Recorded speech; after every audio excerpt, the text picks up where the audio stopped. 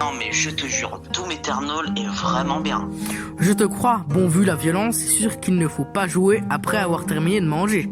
Mais non, il y a des gens qui ont survécu. Ils ont réussi à traverser la souricière sans mourir. Je ne pensais pas ça possible, mais bon, soit, si vous êtes là. Oui, asseyez-vous autour de la table. J'ai du vin de sang argonien aujourd'hui et même de l'hydromel cuvée spécial ronce noire. Vous allez adorer. Allez, c'est parti. Alors, Vekel, qu'est-ce qu'on a au menu aujourd'hui? Les viewers trépignent d'impatience. Alors mon ami, au menu de la cruche aujourd'hui, on a Doom Eternal, le récemment couronné roi des fast FPS. En première partie, on va parler du développement du jeu. Ensuite, on va parler du jeu en lui-même. Et finalement, on va parler de son succès avec les retours des joueurs, les avis de la presse et un dernier point concernant la presse pour pas vous faire avoir les amis. Merci Vekel. Tout d'abord, je vais vous rappeler ce qu'est un fast FPS. Alors un FPS, c'est un jeu de tir à la première personne, où le joueur joue en voyant le jeu à travers les yeux du personnage qu'il contrôle. Le Fast FPS, c'est tout pareil, sauf que tout se passe très vite et au lieu de se mettre à couvert comme dans les FPS classiques, dans les Fast FPS, on fonce direct dans le tas, en tirant dans tous les sens pour toucher les ennemis et en courant pour espérer ne pas se prendre une balle. Tout d'abord, parlons du développement du jeu qui a été un vrai défi pour les devs, car ils ont dû rivaliser avec leur propre jeu Doom, sorti en mai 2016. Le jeu a été développé par ID Software, possédé par ZeniMax Media, un studio qui possède aussi Bethesda Softworks.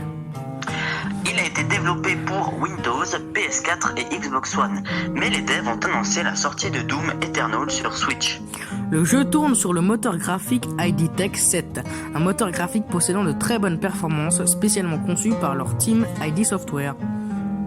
Le jeu a été annoncé en juin 2018 par la presse à l'E3 d'un court teaser. Puis, à la QuakeCon en juillet 2018, une vidéo de son gameplay a été présentée. Le jeu devait initialement sortir le 22 novembre 2019, mais Bethesda a annoncé que le développement avait pris du retard et qu'il voulait encore améliorer la qualité du jeu.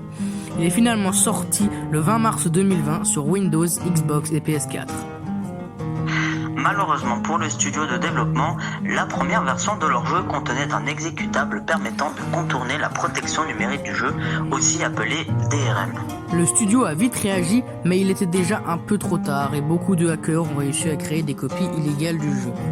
Ce qui est dommage dans cette histoire, c'est que ce problème aurait pu être évité, car la team avait retardé la sortie pour améliorer correctement leur jeu. Mais ils n'ont même pas vérifié s'ils avaient laissé l'exécutable du DRM. Eh oui, bien triste affaire pour le groupe ZeniMax Media. Ils auraient dû faire attention. Tiens avec elle, resserre-nous de ce vin de sang argonien, on a soif. Oui, bien sûr mon ami, mais parlons d'abord du jeu en lui-même, de son gameplay et de ce qu'il y a de nouveau par rapport au Doom de 2016. Donc déjà, âme sensible s'abstenir. Mais je sais que si vous allez traverser la souricière, il n'y a pas de gens comme ça ici. Mais on ne sait jamais. Pour prévenir juste que Doom est vraiment extrêmement violent. Tout le monde se fait déchiqueter et il y a de la soupe d'hémoglobine au menu. Oui, c'est vrai, car le jeu n'a rien perdu de celui qui le précède, toujours aussi gore et jouissif. Vous avez passé une journée merdique? Lancez Doom Eternal, imaginez que le démon en face de vous est votre patron ou collègue énervant et transformez-le en bouille. Le jeu a donc gardé la mécanique de base du Doom de 2016. On se fait sans arrêt attaquer par des hordes de démons, et si on veut survivre, il faut aller au corps à corps pour effectuer ce qu'on appelle un glory kill. Ah vous savez pas ce que c'est? Bah c'est ça.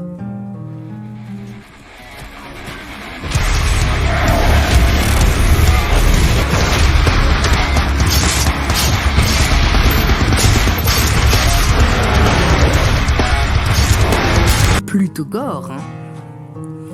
Les Glory Kills sont effectivement, quasiment, votre seul moyen de récupérer de la santé et des munitions. Quant à la campagne solo, cette fois-ci, ça se passe sur Terre, car les démons sont partout, et le Doom Guy doit remettre de l'ordre. Comme dans Doom 2, l'enfer sur Terre, sorti en 94. La campagne ne vous laissera pas si vite en paix, puisqu'elle dure plus de 15 heures, sans compter les heures du mode de jeu chasse au secret et le multijoueur. Le jeu ajoute aussi aux joueurs une toute nouvelle arme, un lance-flamme, et c'est cool. Certains bugs ont même été corrigés par rapport à celui de 2016. Enfin, il reste beaucoup de bugs sonores et graphiques. Le moteur graphique a considérablement amélioré la qualité du jeu qui est magnifique avec les effets de lumière. Et il y a de nouveaux démons très stylés. On notera aussi une retexture des démons de 2016 qui sont bien meilleurs que ceux de 2016 du coup. Malgré tous ces bons points, la plupart du gameplay n'a pas changé, ce qui pourrait lasser les joueurs ayant déjà beaucoup joué à celui de 2016. Mais tu te trompes totalement mon ami, car le coup de génie du jeu, c'est son côté défoulant qui ne lasse jamais, avec beaucoup de nouveaux glory kills plus jouissifs les uns que les autres. Et effectivement, c'est vrai. Et sans transition et avec un peu d'hydromel, parlons des retours des consommateurs vis-à-vis du jeu. Alors, on tient à préciser qu'à la cruche, on prend et on prendra toujours l'avis des lecteurs des sites de jeux vidéo, car ce sont les avis les plus fiables. Car il y a toujours un immense écart entre les notes des lecteurs et des journalistes, car les journalistes sont souvent payés par les éditeurs des jeux pour avoir une bonne note. Ce n'est donc pas fiable, c'est pourquoi on fait confiance seulement aux vrais gamers.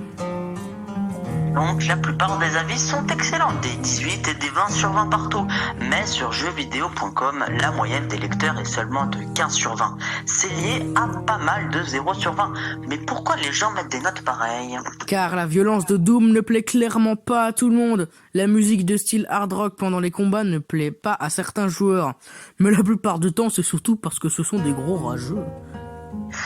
Hélas, beaucoup de joueurs trouvent le jeu trop difficile, ce qui a pour effet de les énerver, trop habitués aux jeux trop faciles qu'on nous sort tout le temps.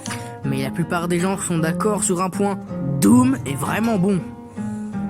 Oui, il est défoulant, très beau aussi, il suffit de s'arrêter 2 minutes entre deux combats pour admirer l'effort fait sur les décors.